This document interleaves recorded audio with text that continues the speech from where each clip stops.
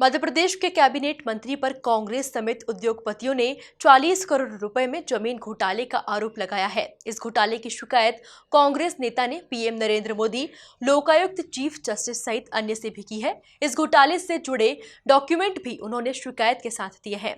इन लोगों का आरोप है कि खिलौना क्लस्टर की आड़ में मंत्री ने घपला किया है। दरअसल एमएसएमई मंत्री ओम प्रकाश सकलेचा पर खिलौना क्लस्टर की 40 करोड़ रुपए की जमीन में घपलेबाजी के आरोप को लेकर एमपीसीसी के प्रदेश सचिव राकेश सिंह यादव ने कहा कि करीब 5 करोड़ का लेन देन कर 40 करोड़ की जमीन का बंदरबाट कोड़ियों के दाम पर किया गया। गाइडलाइन से 10% के नियमों को शिथिल करते हुए खुलेआम भ्रष्टाचार किया गया। उन्होंने आरोप लगाया कि एमएसएमई मंत्री खिलौना क्लस्टर के नाम पर 20 लोगों को समस्त नियमों को शिथिल करते हुए डायरेक्ट जमीन देने का फैसला सीएम को अंधेरे में रखकर किया गया, जबकि यह जमीन 2009 से ही पहले आओ पहले पाओ के आधार पर उद्योग नीति अनुसार सामान्य उद्योग के 20 व्यापारियों को दी गई थी।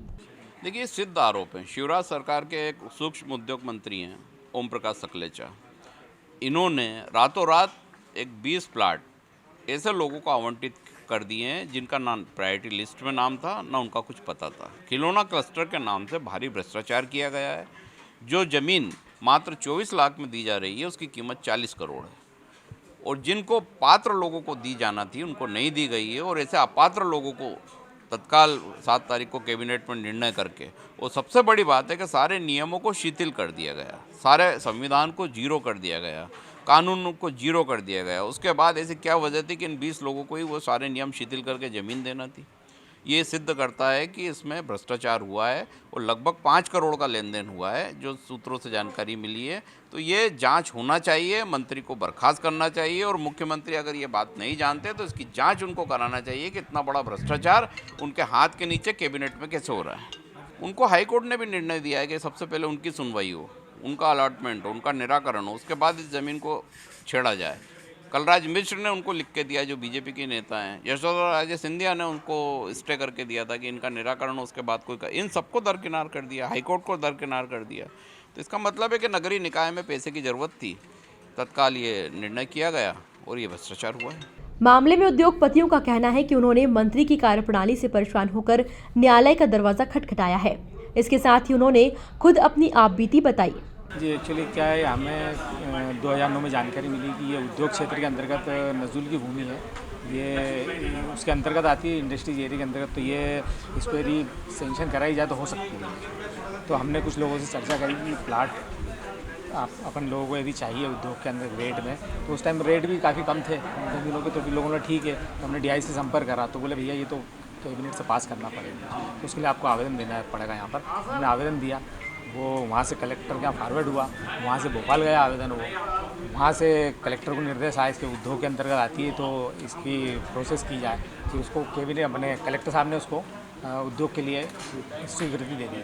वो स्वीकृति देने के बाद में कैबिनेट में गई, कैबिनेट में दीपक खंडेकर जी थे उस टाइम पे, तो उन्होंने इसकी स्वीकृति दी। तो स्वीकृति के बाद में ये प्रायोरिटी लिस्ट के अनुसार इन्होंने प्रोसेस थोड़ा सा चला आगे, और उसके बाद में एलयूएन को इन्होंने भोपाल से, चूँकि कैबिनेट से पास हो गई थी, तो इन्होंने इसका बजट सेंक्शन करा कि इसको डेवलप किया जाए। तो सब लोगों के माध्यम से कंटिन्यू सब लोग लगे रहे। इसके बाद में हमें जानकारी मिली कि ये ज़मीन जो है अब ऑनलाइन मिलेगी। तो चूँकि हमने इसका विरोध करा, वहाँ भोपाल में संजय पाठक जी से मिले, या इंदौर में यशोधरा सिंधिया आई थी मंत्री, उनसे भी मिले हम। सभी लोगों से हमने इस मामले में चर्चा करी, तो सब लोगों ने कुछ जिनाइन लगा मामला, तो उन्होंने सबने बिल्कुल जो है वो करा। एक बार इसी बीच सेंट्रल मिनिस्टर कलराज मिश्रा जी भी आए, तो हमारी उनसे भी चर्चा हुई इस मामले में, तो उन्होंने भी प्रोसेस पूरा देखा कि कंप्लीट है ये, तो उन्होंने भी रिकमेंड करा कि नहीं, इनको सुना जाए, इनको प्रायोरिटी से दी जाए।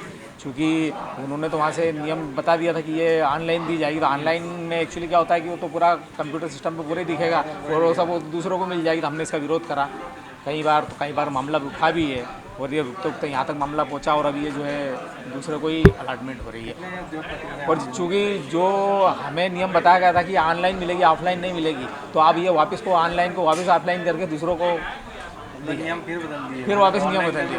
हाँ, तो फिर वापस ऑफलाइन कर दिए उन्होंने। इसमें 20 लोगों की लिस्ट है प्रायोरिटी के आधार में, मतलब जिनका हक बनता है। जी हाँ, जी हाँ, 20 ये 2016/6/2009 नियम को शिथिल करके हमें लेटर भी पहुँचा दिया गया कि चूँकि ऑनलाइन हो गया इसलिए आपका खारिज किया जाता है। बस एक लेटर भी हमें सबको जो पते लिखे थे उस पते पे सबको भेज के डिपार्टमेंट ने इतनी कर ली। वही मामले में अब गेंद सरकार और न्यायालय के पास पहुंच चुकी है कि क्या इस पर उद्योगपतियों की बात सही है या फिर उनके साथ अन्याय किया गया है। Bureau report, MP news, Indore.